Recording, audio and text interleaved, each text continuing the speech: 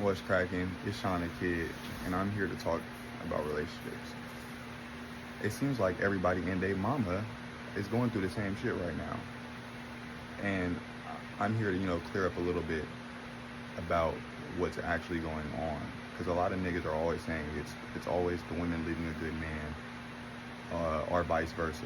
But actually, what's really going on is it's a systemic error that we have it going on. It's a generational trauma that follows people. It's like a curse. It's a spiritual warfare we going on with our women and men. And I can't stand that people always have a bias and trying to be like, oh, all women are like this. No, they're not all like this. And let me explain why. There's something called an attachment style. And I just started realizing after reflecting over my relationship, after it happened to me, I was always wondering what the fuck was going on. Why is this shit happening to me? And I'm literally being the provider. I'm doing what I'm supposed to do. I'm trying my best to, provide, give you money all the time, even when you don't need it. Buy you stuff, even when you don't wear any of the stuff I get you. You only want it in that moment. But I never hate them for that. I'm about to say you can't let someone turn you bitter. I have unconditional love for this girl, and will always have unconditional love for her. I'm proud of her. She's doing her shit. What I've learned is there are something called the anxious. There's 3 different attachment styles I know of. Anxious. Most men have the anxious style. I don't know if everybody and their mama for sure should have watched Rio growing up. But Blue actually has the anxious style, and Jewel has the dismissive style. Well, not the dismissive, she has the avoidant, the anxious. Let me go over this. So the core beliefs of an anxious person. Me, myself, I've gone through that because I've been shot in my lower back, and I was in the age of 17 in the year of 2020. And it was really hard because I couldn't move my toes on my left foot. I had to wear AFO braces. I had to be in a wheelchair at first before I could even learn how to walk with braces. And it was really hard, bruh. That shit was hard as fuck. Like the pain, you damn near can't fathom the pain that you'll be in. That shit fucking is painful as hell. But let me get back to the video. Anxious, aka preoccupied. The core beliefs is I need people to feel safe. I'm worried, believe me.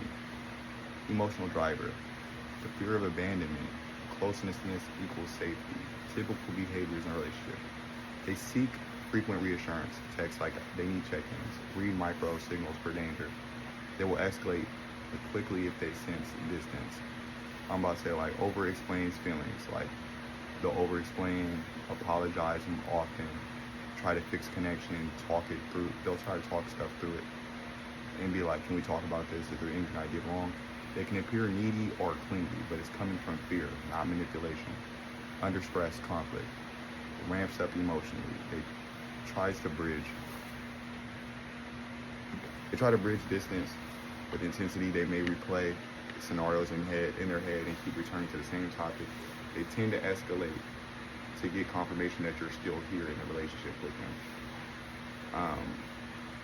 What they need to feel safe. They need consistent, calm reassurance, predictable check-ins, clear words of presence, small repeated signals, texts that say, I'm thinking of you. They don't even have to be anything grand.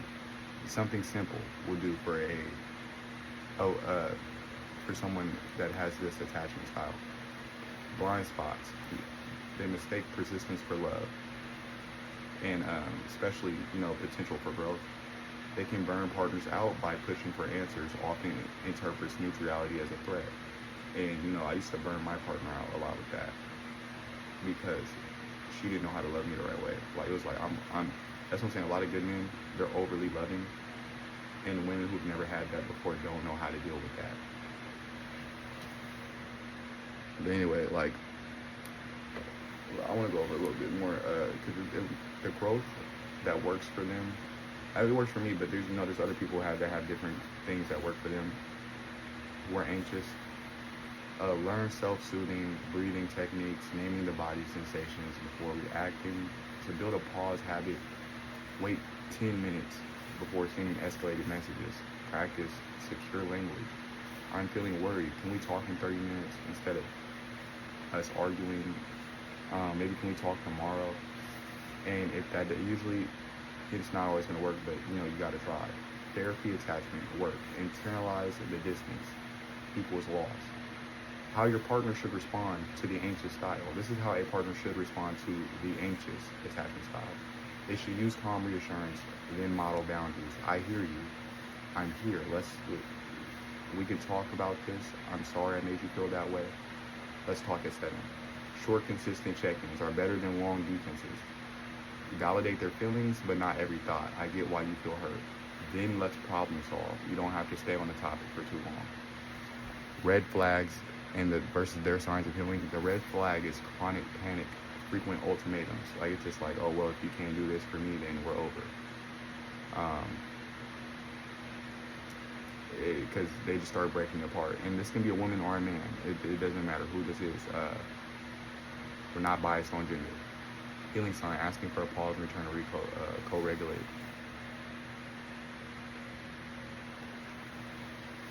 And the standard avoidant. Let's go with number 2, the standard avoidant. Core belief, dependence is risky. I must protect my independence. Their emotional driver is fear of engulfment. They don't want to lose themselves. Now, the standard avoidant was Jewel. Jewel in the movie Rio was the avoidant. She was the fear of losing herself. She didn't want to be chained to blue. Typical behaviors in this relationship are this typical avoidant style. They pull back when closeness. And remember, this can be a man or a woman. It doesn't matter who this is. This is just an attachment style. They pull back when closeness increases. They downsize emotional talk. They prefer practical problem solving over emotional processing. They may keep schedule heavy life. Lots of alone time. Uses I need space frequently. They always say I need space. Under stress conflict. They withdraw physically or emotionally. They silence distraction tasks. Minimizes or intellectualizes feelings of saying that you're dramatic. Saying that you think too much. Avoids escalation by disappearing or changing topic. They'll constantly change the topic and trying to avoid escalation of said topic. Saying that you're dramatic, you think too much, you're sassy, you're controlling. That is the avoidant. When they need to feel safe, they have respect for autonomy and non-threatening invitations to share. That's what they need to feel safe. They need respect for autonomy, non-threatening invitations. Clear signals that closeness won't erase their identity. Slow, steady intimacy. You kind of want to let them breathe, for real, like that. Even though they are breathing, they're getting their space, and they don't need as much space as they're claiming they need. Still give them that space. No public pressure or dramatic confrontations. That's what they need to feel safe. Their blind spots. They confuse emotional needs for weakness. They assume that others should deal with their distance rather than communicating it. This is what works for their styles. Practice small doses of vulnerability, 30 to 60 second check-ins. Journal feelings before conversations. Build emotional language. Partner exercises in co-regulation, shared breath, time, talk, therapy to learn that closeness. Because for these styles, if people learn all these styles, they can learn each other's styles and learn how to be there for their partner in a lot better ways. How the partner should respond to this style. Don't demand immediate emotional availability. Invite gently. Can we have 10 minutes tomorrow to talk? You want to stay warm without pressuring. Give them time. A predictable check-in. Celebrate small openings. Thanks for sharing that. So even if they didn't share a lot, tell them thanks, for sharing things. And let them be them. Give them room to be them. And that's kind of how my wife is now. Like, she's an avoidant. Because she did not know how to love me through my anxiousness. And she had friends who enabled her and allowed her to have these false narratives of stories in her head. She knew she was in the wrong. And a lot of times, she always had this transactional view of things where it was like, I'm a grown woman, I can do whatever the fuck I want.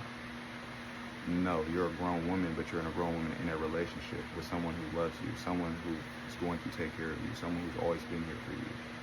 Your family and your friends have not been here longer than I have been. Your family didn't give a fuck about you. Your friends didn't give a fuck about you. You didn't even have friends for real. When you started making friends, they started being weird and started being weird towards me, and you didn't do shit about that. And that's what I'm saying. I'm not mad at this person for those things that they've done, because I've done things too as well. I fucked up. Like, but not to a point to where it's like you're doing all this to hurt them, though. I don't care about who did what, who did this, who did that. Were you really here watching out for them, really looking out for them, doing everything in your power to fucking love them? Money-wise, like, I was fucking shot. I have a bullet in my back, still got the bullet in my lower back. Came with his hose on my left foot, but I was grinding my ass off for this girl. Swear to God. And she's still my fucking baby. Like, it's just like, how could you be so proud of somebody, you know, that could hurt you so much and you can still and love them? That's unconditional love. And, you know, like I was saying, the avoidant partner needs to be able to breathe.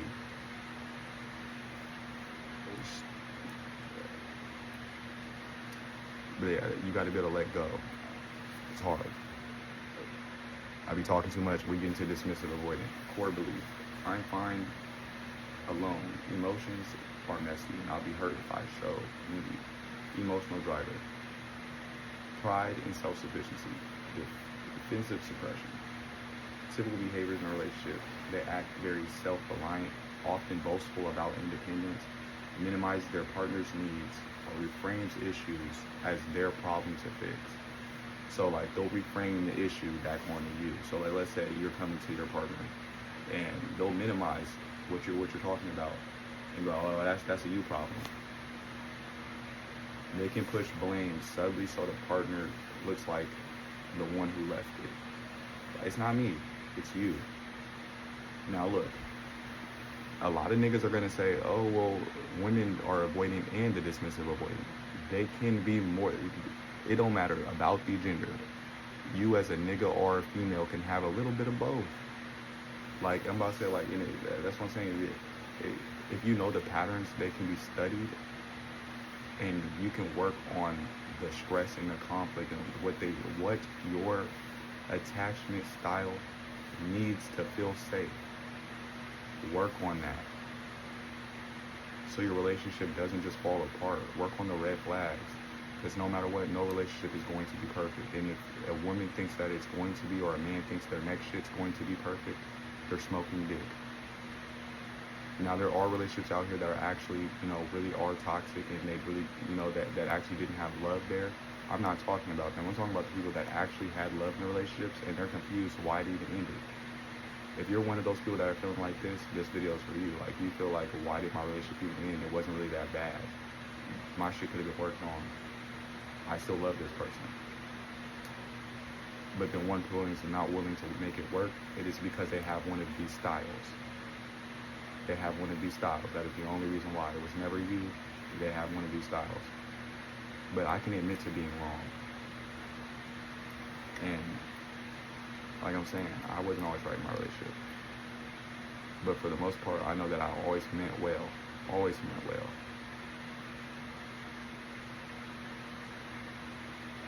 And I always had my best interest looked out for her. I always put her first before me, would always give her anything she needed. And she's always been a boss. Like, when I look at her, I'm proud of her regardless, because it's just like, that's my motherfucking baby, swear to God. She did all this shit by herself. Like, I did help her get back into foster care. I did help her, like, when no one was in her corner, no one gave a fuck about her. A lot of people didn't even like her when I was dating her, but I still fucking love her. Because why? Because something I can't even explain. It's like, you can love somebody so much more than the moon, but you'll never be able to really truly explain why you fucking love them, but you do. So if you're like me, don't give up on your relationship. Try to make it work. Look up some research on the avoidant attachment styles. Shit, What these motherfuckers need to go do is go watch some goddamn Rio. Go rewatch that movie with your loved one. Go watch Rio. Go back down memory lane of the nostalgia. What are these birds going through? What are birds even anyway? We all want to express ourselves as freely as possible. You want to be free, right? Well, in Rio, those birds are free. The birds can fly. You want to fly and express yourself and fly away like a bird, but you can't. And you know, and Jewel being chained to fucking Blue, that was the one thing she didn't want to be, is chained down to him, because she loves to be free, right? She likes to fly. This nigga can't fly. That's what I'm saying. And I ain't gonna hold, they did her hella dirty in Rio too. She was mean as fuck in Rio too. They made her an avoidant and dismissive. But yeah, that's the end of today's episode. Come check back in. Like this video, subscribe, hit that like button. If you guys want some more, let me know. You guys need to give me some ideas on something. I'll even like make some videos on that. But as far as I'm concerned, it's getting late. Twos.